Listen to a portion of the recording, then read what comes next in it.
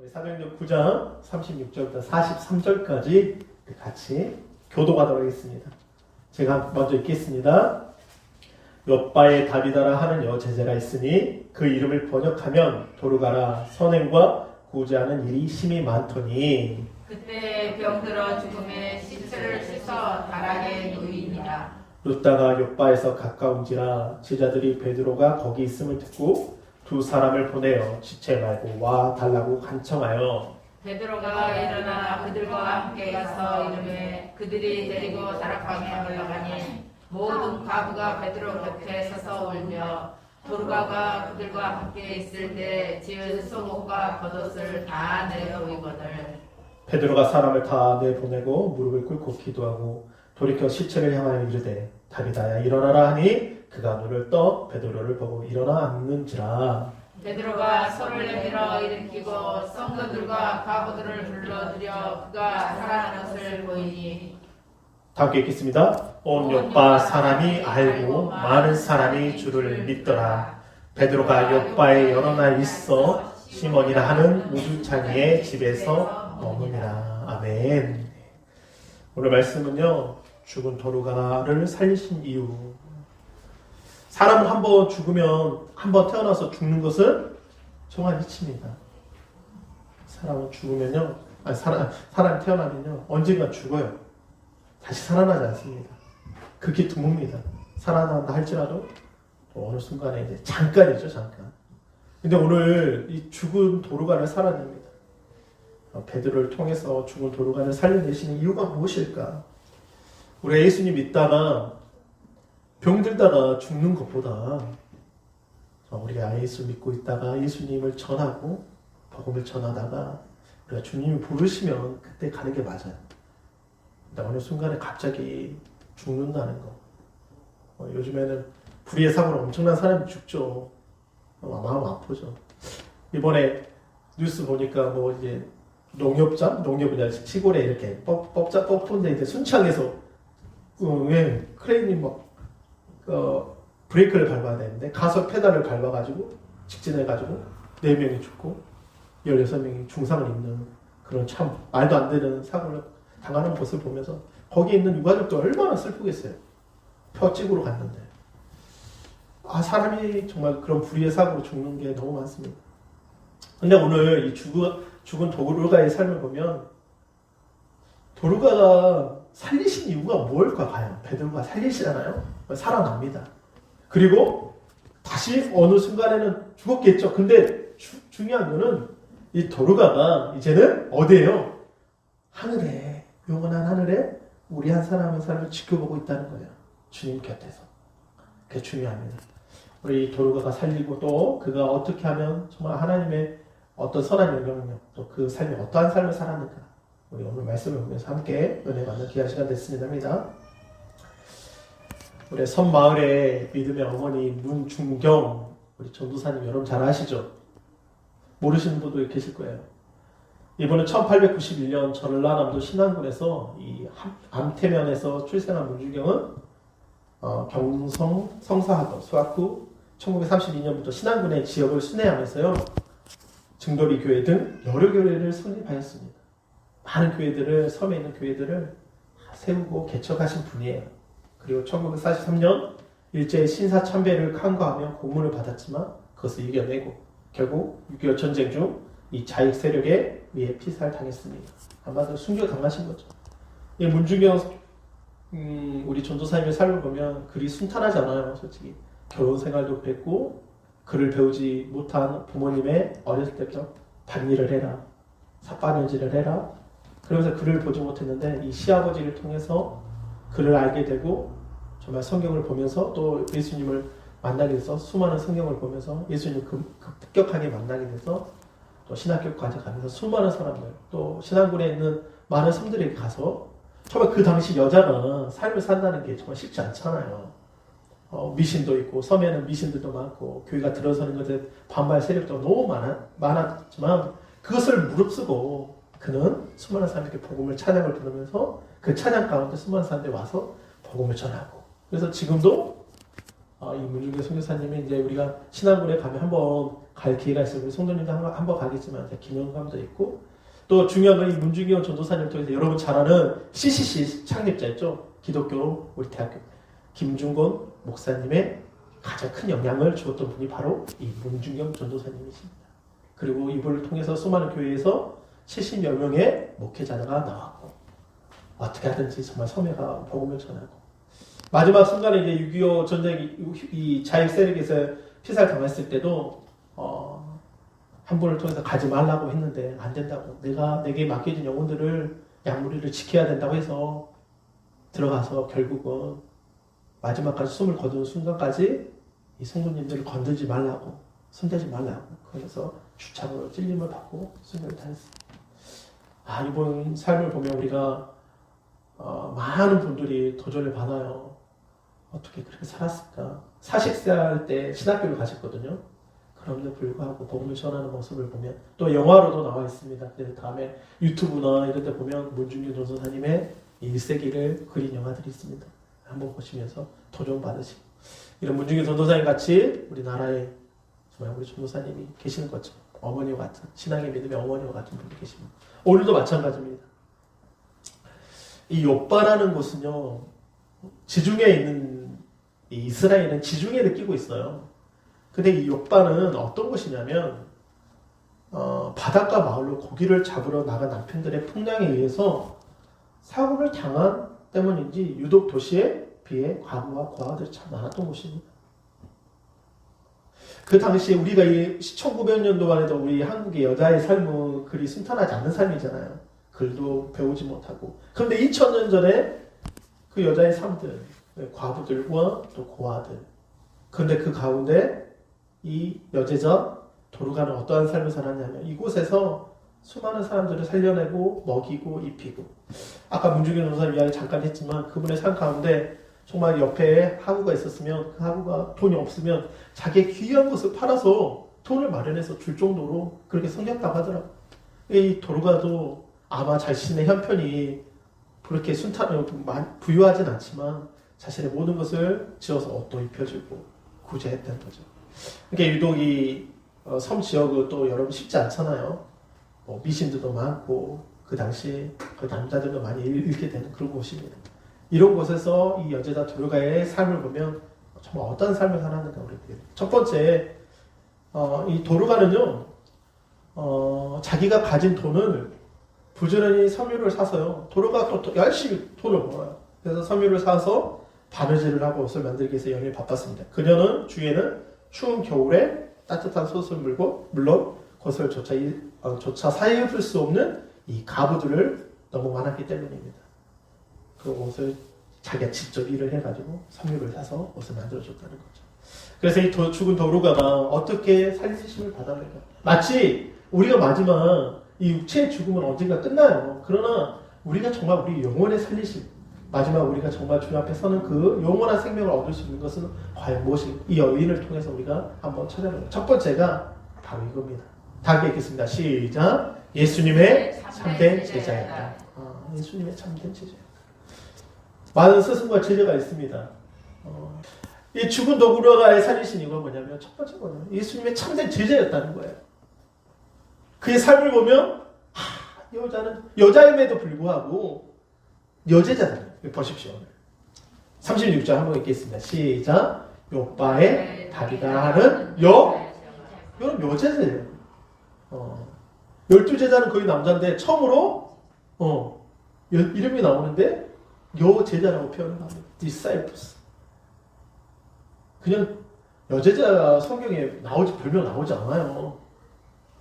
없습니다. 없어. 이렇게 다비다 이렇게 도르가라고 이야기하는 사람. 다비다는 히브리어 이름이고 이 도르가는 헬라어 이름이에요. 근데 이 다비다 도르가라는 이름의 뜻은 뭐냐면 아름답다라는 뜻입니다. 또 가제, 영양, 우리 아이 그 양이자 그러니까 아름답다라는 표현을 가지고 있어요. 근데 오늘 욥바의 다비다라는 여제자가 있다. 성경은요 아주 집중해서 이야기해요. 그러니까 솔직히 한국에 남자 목사님들 많긴 하지만 그 남자 목사님만큼 정말 열심히 하시는 분들이 누구냐면 여성분들이에요. 솔직히 비율로 따지면 남자 목사님도 많겠지만 그 남자 목사님보다 더 많이 기도하고 여자와 제자와 같이 사시는 분이 누구냐면 목회자와 같이 사시는 분이 누구예요? 여자분들이에요. 솔직히 한국교회. 그러니까 집중하자. 여제자가 있으니 여러분 예수님의 제자가 되시기를 바랍니다. 할렐루야. 이게 너무 중요해요. 왜 제자라고 표현했냐면 요한복음 13장 35절에 이렇게 말씀하십니다. 다 함께 읽겠습니다. 시작. 너희가 서로 사랑하면 이로써 모든 사람이 너희가 내 제자인 줄 알라. 제자가 되는 것이 있어요. 그게 뭐예요? 너희가 서로 사랑하면. 그러니까 이 도르가는 그냥 제자의 삶이 그냥 보이는 식의 삶이 아니라 정말 삶을 통해서 보였다는 거예요. 그러니까 이 여제자로서 그 복음을 듣고 예수님의 복음을 듣고 십자가의 사랑을 듣고 자신을 내어주시기까지 자기 아들 내어주시기까지 사랑하신 그 예수님의 사랑을 알고 복음을 듣고 이 도르가는 그의 삶을 살았다는 거예요. 예수님의 삶을 살았다는 거예요. 아멘. 네. 우리는 그냥 사는 게 아니에요. 너희가 서로 사랑하면 이로써 모든 사람이 너희가 내 제자인 줄 알아요. 사랑한다는 이게 러브라고 나와 있지만 아가페예요. 아가페. 하나님의 사랑. 우리 인생을 사랑하신 그 사랑. 예수님의 사랑. 십자가의 사랑. 사랑한다는 게 쉽지 않아요. 자녀를 키워보지만 내가 아내가 배 아파서 낳은 자녀라고 하지만 말 안 듣고 그러면 처음에는 어렸을 때 귀엽고 그러지만 어느 순간에 크면요 내가 배 아파서 저렇게 낳은 아이가 말 안 들으면요 가슴이 아프잖아요. 근데 그 사랑으로 사랑할 수는 없는 거예요. 어떤 사랑으로? 십자가의 사랑. 그러니까 문중현 전도사님이나 도르가도 어떤 사랑을 만난 거죠? 그러니까 그 삶은 어떤 삶을 살았는지 정확하게 나오진 않아요. 어떤 가정에서 삶은 나오진 않아 정확하게. 그러나 그 도르가가 제자라고 표현했을 때는 하나님의 사랑을 만나고 주님의 사랑을 만나고 그 사랑으로 자신에게 맡겨진 영혼들을 사랑했다는 거예요. 우리가 이제 인도에 가면 여러분 잘 아는 윌리엄스 선교사님이 인도는요 이제 저도 인도 한 2번 갔잖아요. 얼마나 이 인도가 잔인하고 말도 안 되는 일들이 많냐면 남편이 죽잖아요. 그럼 그 남편이 죽었기 때문에 이 여인도 부인도요 같이 태워서 죽입니다. 산채로. 그 당시 몇백 년 전에 윌리엄스 선교사님 그걸 보고 놀려버린 거예요. 이 나라의 민족이 정말 복음이 필요하다. 산채로 묻어버린다니까요.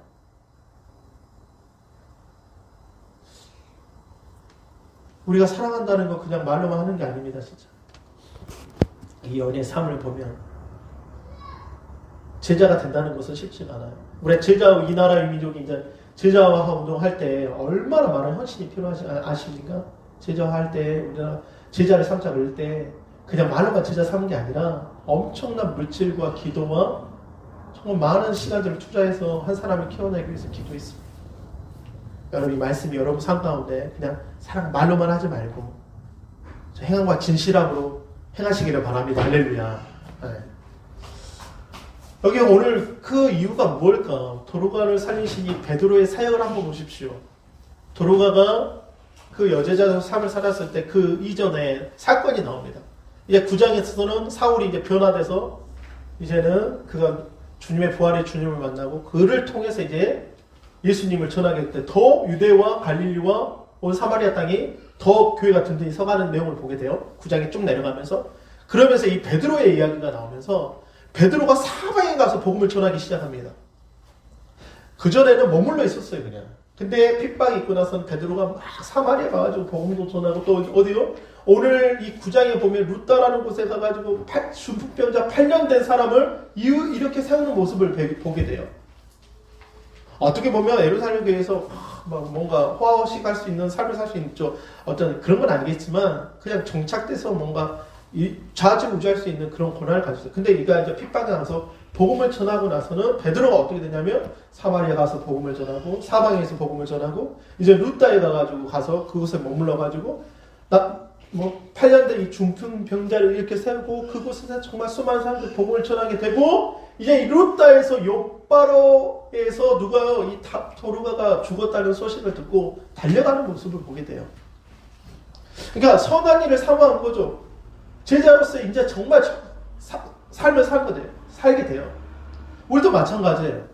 어떤 우리가 만나는 사람들이 딱 정해져 있을 수도 있어요. 그러나 여러분, 우리가 정말 어디 가든지 간에, 정말 어디 있든지 간에, 여러분 서로 사랑한다는 말 자체, 복음을 전하는 삶을 사시기를 바랍니다. 이거 오늘 베드로 때문에 어떻게 보면 베드로의 삶을 통해서 우리에게 보여주는 거예요. 아, 베드로는 정말 예수님의 제자였구나. 11 제자 세우시고 가서 전하라고, 복음을 전하라고, 사랑을 전하라고. 아, 8년 된 중풍병자 이렇게 세운다고. 그리고 도로가도 살려냅니다.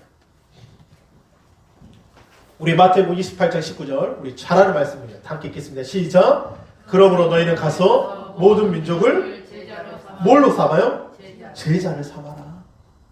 그러므로 너희는 가서 모든 민족을 제자를 삼아 아버지와 아들과 성령의 이름으로 침례를 베풀고. 지상 명령입니다. 지상 명령. 너희 가서 모든 민족으로 제자를 삼아라. 그러니까 이 도르가는 어떤 사람이요? 참된 제자였다는 거예요. 참된 제자. 여러분 참된 제자가 되시기를 바랍니다. 예수님의 제자가 되시기를 바랍니다. 이게 우리에게 정말 중요해. 너무 중요해. 28장은 마지막 장이잖아요. 마지막 주님께서 그를 떠날 때 말씀하신 말씀이잖아요. 그래서 제자를 삼으시는 여러분 참된 제자가 되시기를 바랍니다.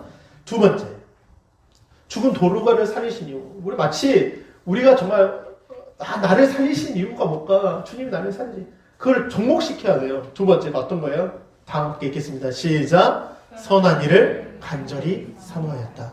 예. 선한 일을 간절히 사모하였다. 죽은 도르가를 살리신 가장 이유 중에 하나, 두 번째는 뭐냐면 이 선한 일을 간절히 사모하였다. 선한 일. 예, 선한 일 어떤 일인가 오늘 한번 보도록 하겠습니다. 다 읽겠습니다. 시작. 욥바에 다디다라는 여자가 있어요. 그 이름을 번역하면 도르가예요. 뭐 했다? 선행과 구제하는 일. 무슨 일이요? 선행했다. 선행. 또 수많은 사람들이 선행합니다. 세상에도요, 많은 사람이 선행해요. 그게 매스컴에 나오기도 합니다.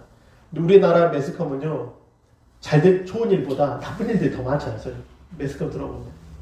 아이가 이제 한 번씩 드물다가 할머니가 네 거 끌고 가는데 막 고등학생들이 와서 도와줬다. 예, 뭐가 있었는데 줬다. 어떤 기부금을 했는데 정말 매년마다 그렇게 했다. 선행을 했다. 근데 도르가는요, 그 삶이 선행이었어. 선행. 어떻게 그렇게 할 수 있을까? 한 번 정도로 나쁜 짓 할 수 있지 않을까요? 근데 도르가는요, 그렇게 선행했다는 거예요. 우리 에베소 2장 10절에 이렇게 말씀하십니다. 여러분 정말 이 말씀이 여러분 가운데 정말 기쁨이 되고 소망이 되시기를 바랍니다. 함께 읽겠습니다. 시작. 우리는 그가 만드신 바라 그리스도 예수 안에서 선한 일을 위하여 지으심을 받은 자니 이 일은 하나님이 전에 예비하사 우리로 그 가운데서 행하게 하셨습니다. 아멘. 예. 우리는 그가 만드셨대요. 근데 그리스도 예수 안에서 선한 일을 위하여 지으심을 받았다는 거예요. 선한 일을 위해서. 이 일은 하나님 전에 예비하사 우리로 그 가운데서 행하게 하십니다. 그러니까 우리 자체는 악이 아니에요. 지으신 날부터 하나님께서 우리를 만드신 그 이유가 뭐냐면 하나님의 선한 일을 위해서. 이게 우리에게 정말 본질인 말씀이어야 돼요. 왜냐? 아까도 베드로 이야기 나오잖아요. 그때 병들어 죽음의 시체가 씌어서 다락에 누웠습니다. 그런데 룻다가 욥바에 가까운데, 아까 룻다 있죠? 룻다는 누구예요? 아까 말씀했던 것처럼 8년 된 중풍병자 이렇게 세워서 이제 수많은 사람들이 예수 믿게 되어 가까운 곳이에요. 그래서 룻다의 욥바에서 가까운 제자들이 베드로가 거기 있음을 듣고 두 사람을 보내어 지체 말고 와달라고 간청하였다. 제가 선행이라는 표현을 썼지만 저는 베드로와 같은 정말 삶을, 우리가 베드로와 같은 삶을, 그런 자신만을 생각했던 사람이에요, 솔직히. 근데 이 사람이 예수님의 참 제자가 되고 성령이 임하고 나서 어떻게 되냐면 베드로가 거기 있음을 듣고 두 사람을 보내어 지체 말고 간청하였더니 베드로가 일어나 그들과 함께 가서 이름에 데리고 다락방에 올라갑니다. 뛰어가는 모습을 보게 돼요. 사람의 눈에 보이면 하는 척 할 수 있어요. 근데 선행이라는 게요, 그렇게 쉬운 일이 아닙니다. 베드로는요, 자신이 먼저 보였던 거예요. 근데 이 도로가도 마찬가지. 좀 이따 나오겠지만, 우리의 삶 가운데 무슨 있으면 선행이라는 게 어떤 일일까요? 뭔가 도와주는 것도 있어요. 그러나 우리가 정말 이 복음을 위해서 달려가는 거예요. 선한 일이 뭘까요? 여러분, 선한 일이 뭘까요? 뭐 착한 일이요? 그럴 수도 있어요. 선한 일은 어떤 일이냐면 복음을 전하고 그를 살리는 거예요. 아멘. 복음을 전하는 겁니다. 예수를 전하는 거예요. 선행상 많이 받으면 선물 주잖아요. 뭐뭐 잘했다, 뭐뭐 잘했다. 근데 우리의 선행은 뭐예요? 복음을 전하는 거예요. 이 베드로가 왜 뛰어갑니까? 누구를 전하게? 죽었다는 소식이 아니에요. 사람 한번 태어나서 죽는 것은 소망한 일체예요. 그러나 이 베드로가 달려간 것은 누구를 말하기 위해서요? 예수를 말하기 위해서. 요한복음 5장 29절 여러분 잘 아는 말씀입니다. 함께 읽겠습니다. 시작. 선한 일을 행하는 자는 생명의 보활로, 악한 일을 행하는 자는 심판의 보활로 나오리라. 오늘 이 요한복음의 5장에 보면 1장부터 어떤 이야기예요? 38년 된 중풍병자 안식일에 살렸던 이로 인해서 수많은 사람들이 예수님을 죽이고자 합니다. 안식일의 주인이라 하죠. 사실 하나님과 함께 있다 해도 신선 모독이라 하면서 하는데 이 38년 된 병자를 이렇게 세웠어요. 사람들이 막 부글부글 끓면서 안식일 시키지 않는 것 때문에 막 합니다. 근데 예수님이 이 요한복음 5장 29절로 이야기할 때 뭐라 그러냐면, 야, 선한 일을 행하는 자는 무슨 부활로요? 생명의 부활로. 그들을 믿지 않는 거예요. 38년 된 병자를 일으켰으면 그들은요 막 놀래야 돼요. 그리고 그분이 하나님이다, 예수님이다. 근데 오히려 예수님을 잡아 죽이고자 합니다. 우리가 어떤 시간적인 제한이 있어요. 나는 이런 시간 때문에 내가 이렇게 할 수 없어요. 저도 그런 것 같아요. 어떤 시간이 많이 개척하다 보니까 어떻게 보면 시간적인 그런 정말 잘 세워야 돼요. 어떤 시간별로 잘 세워서 내가 하니까 기도하면서 뭔가를 준비 잘해야 됩니다. 시간 관리를 하지 못하면 어떻게 보면 안 돼요. 근데 예수님이 뭐라고 하냐면 선한 일을 해가지고 그들은 그대 틀에 묶여 있는 거예요. 딱딱딱 어떻게 보면 운영에 있는 시간표대로 이거 하지 않으면 자신의 시스템을 벗어나면 너 나쁜 거예요, 예수님이. 근데 예수님이 뭐라고? 예수님이 인자 안식일의 주인이시고 예수님이 행한 일은 어떤 일이에요? 선한 일이에요. 그러니까 그 선한 일을 행한 자는 생명의 부활로 나오지만 그들은 방해하니까 악한 일을 행하는 자를 뭘로요? 심판의 부활로. 그러니까 자신의 시간 안에 자신의 어떤 틀 안에 묶여서 예수님과 관계없는 삶을 사는 사람들은 어떻게 마지막에 심판의 부활로 나온다는 거죠. 여러분 예수님을 더욱더 알아가시기를 바랍니다. 할렐루야. 주님을 더 선행한다는 거. 주님을 더 알아가는 거. 많은 사람이 선행한다고 하지만 그 일이 선행하지만 그것이 그들이 생명의 부활이 아니라 예수님을 알면 알아갈수록 예수님을 더 깊이 알아가서 예수님을 소원하는 그것이 선한 이름을 여러분 아시기를 바랍니다. 아멘. 그거 중요하다. 여러분 죽은 도로가를 살리신 이유. 그 다음에 세 번째. 왜 어떤 것 때문에 죽은 도로가를 살렸냐. 바로 이겁니다. 시작. 구제하는 일에 전심을 다했다. 어떠한 일이요? 여러분 구제가 우리 사도행전을 보면 구제 때문에 막 이제 문제가 생겨가지고 7 질서를 세웠잖아요. 뭐 헬라파 유대인들 그 다음에 그 과부들과 이렇게 이방 과부들 때문에 뭐 죽고 안 죽는. 근데 도르가는 어떤 일이었냐면 구제하는 일이에요. 근데 제가 이거 나눠주는 것 때문에 그런 거나? 근데 실질적으로 이 구제 안에는요 나눔뿐만 아니라 또 다른 내용이 있어요. 어떤 일이 있냐면 바로 저것저 여러분 구제 안에는 전시를 다 있는데 어떤 거냐면 이 구제라는 언어를 보면요 구제하다라는 이 보면요 자연재해나 질병, 정신적 고통 따위에 의해 고통을 받는 사람을 구하는 거예요. 그러니까 어떤 재해나 질병, 정신적 어떤 것 때문에 문제도 있겠지만 이 질병과 정신적인 고통.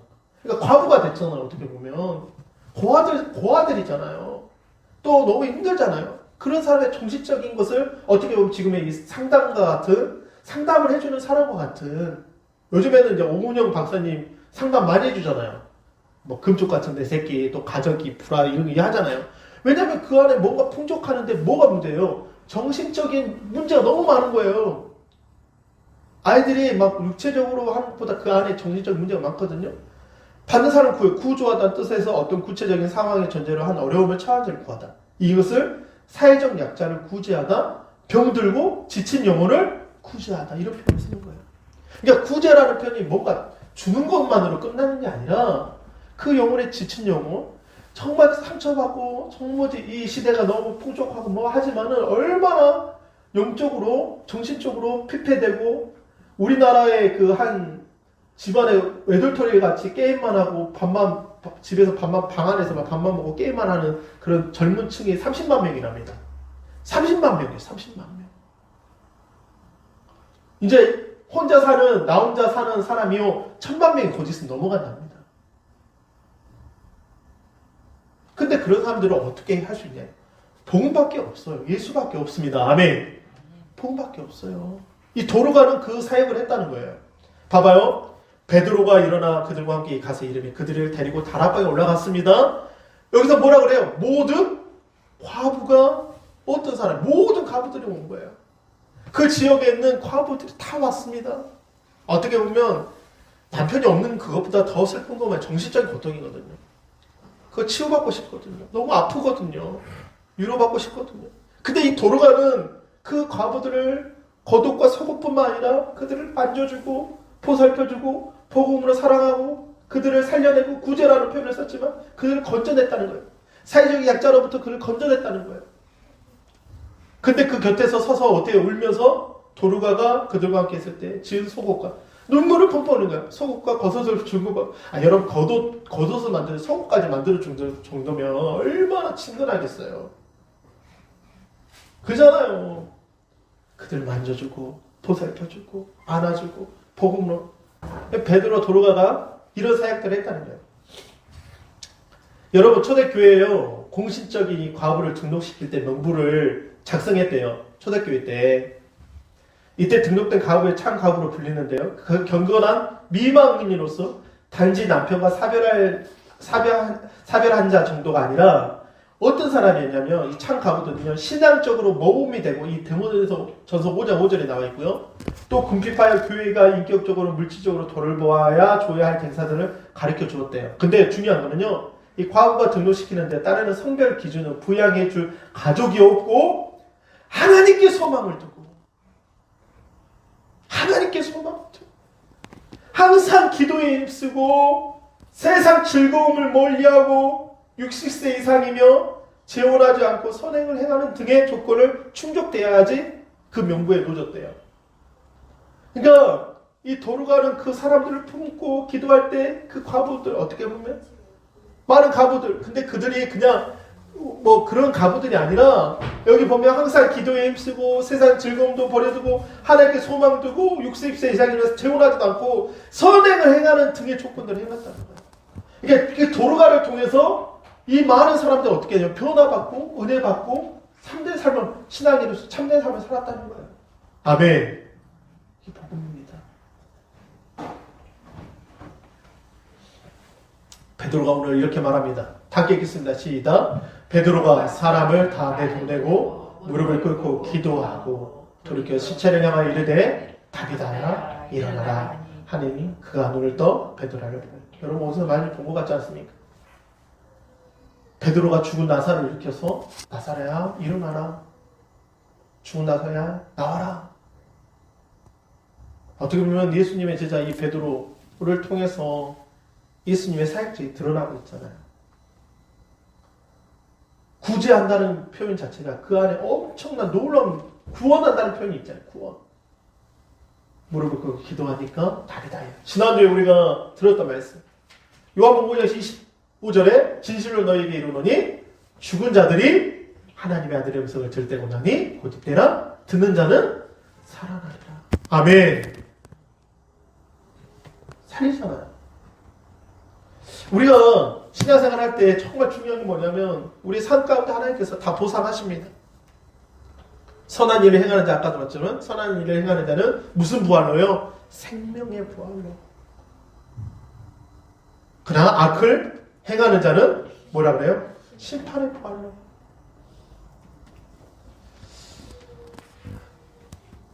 여러분 우리가 죽은 도르가가 다시 살렸지만 그것보다 더 중요한 건 이 죽은 도르가는 제 살아나심으로 더 복음을 전하고 아마 지금 그 부활에 동참하여서 주님의 곁에 서서 영원한 나라 도로가에서 안식하고 있습니다. 그리고 늘 한 사람을 지켜보고 있습니다. 우리 죽은 도로가 살리신 이유 함께 첫 번째 시작. 예수님의 참된 제자였다. 두 번째 시작. 선한 일을 간절히 사모하였다. 세 번째 시작. 구제한 일에 전심을 다했다. 아멘. 여러분 이번 한 주간에 계속해서 이제 사순절을 보내고 있는데요. 예수님께서 삶을 살았을 때 수많은 사람들을 만납니다. 또 예수님이 또 많은 제자들이 예수님의 삶을 살 때 그들 가운데 정말 어떻게 보면 주님 가신 그 길을 걸어가면서 자신에게 역경고 환난과 찾아오고 정말 말할 수 없는 고통을 죽은 도로가가 어떤 병으로 죽은지는 몰라요. 솔직히 성경에 나와 있지는 않아요. 그런데 수많은 사람들이 그를 위해서 울고 그 아파하고 그가 죽음 때문에 고난당했지만 결국 어떻게 됩니까? 살려내는 삶을 보게 됩니다. 여러분 우리 안에 정말 이 식물도 마찬가지지만 물을 주고 햇볕을 주고 물 주는 이 정말 10년이 따로 있지만 오직 자라게 하시는 분은 누구시라고요? 하나님이라고 하셨던 것처럼 우리 영혼이 정말 살아나고 새롭게 되어지는 여러분 한 사람 한 사람 되시기를 바랍니다. 할렐루야. 이 시간에 한번 기도하실 때 하나님 아버지 죽은 도로가에 살렸던 것처럼 하나님